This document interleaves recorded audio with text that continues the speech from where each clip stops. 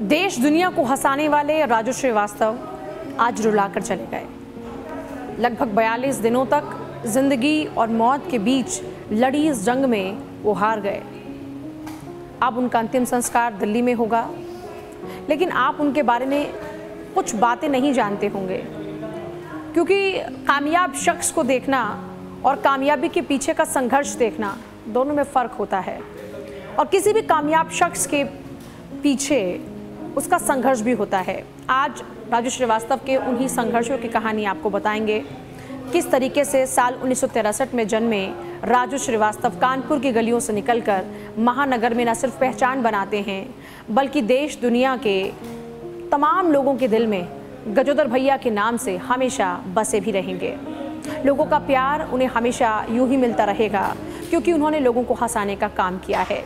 और आज की डेट में तो लोगों को हंसाना भी एक पुण्य होता है, और इस पुण्य को उन्होंने खूब कमाया है। यही वजह है कि जब वो आज देश दुनिया को अलविदा कह कर गए हैं तो पूरा देश उनके लिए रो रहा है। आज सभी नम आंखों से उन्हें विदाई दे रहे हैं। राजू श्रीवास्तव के गजोदर भैया तक पहुंचने का सफ़र इतना आसान नहीं था। राजू श्रीवास्तव 1963 में कानपुर की गलियों में जन्मे।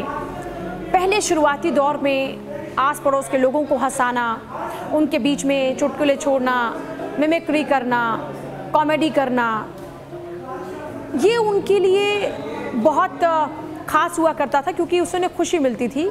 लोग हंसते थे, उन्हें अच्छा लगता था।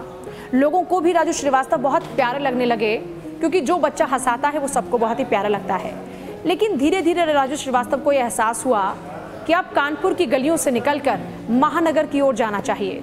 वहाँ उनके टैलेंट को पहचान भी मिलेगी और इससे वो देश दुनिया के दिलों में जगह भी बना पाएंगे। राजू श्रीवास्तव कानपुर की गलियों को छोड़कर पहुंचे तो महानगर की सड़कों पर, लेकिन उस महानगर में अपनी पहचान बनाना इतना आसान भी नहीं था। बहुत सारे संघर्ष थे राजू श्रीवास्तव के सामने भी। उन संघर्षों में उन्होंने ऑटो चलाया। आप ये बात नहीं जानते होंगे, लेकिन राजू श्रीवास्तव ने एक इंटरव्यू में बताया कि जब वो महानगर की सड़कों पर पहुंचे तो काम नहीं था। उन्होंने ऑटो चलाया और अपने हुनर का इस्तेमाल वो उस ऑटो में भी किया करते थे। वो लोगों को चुटकुले सुनाया करते थे, उनको हंसाया करते थे, उनके सामने कॉमेडी किया करते थे। लोगों को उनकी कॉमेडी बहुत अच्छी भी लगती थी, इतनी अच्छी लगती थी कि राजू श्रीवास्तव के ऑटो में बैठना लोगों के लिए एक पहली पसंद हुआ करता था। राजू श्रीवास्तव को न सिर्फ किराया वो लोग देकर जाया करते थे, बल्कि उन्हें आमतौर पर टिप भी दिया करते थे, क्योंकि महानगर में ये अगर कोई भी खुश मिजाज मिलता है या अगर आप किसी को खुश कर रहे हैं तो इस तरीके की टिप का चलन तो है। वहाँ पर उनको ये टिप दी जाया करती थी। बड़ी बात यह है कि उनके हुनर को पहचान भी वहीं उनके ऑटो में बैठी एक सवारी ने कराई और उन्होंने उनको एक ब्रेक दिया। स्टैंड अप कॉमेडी उन्होंने एक शो किया।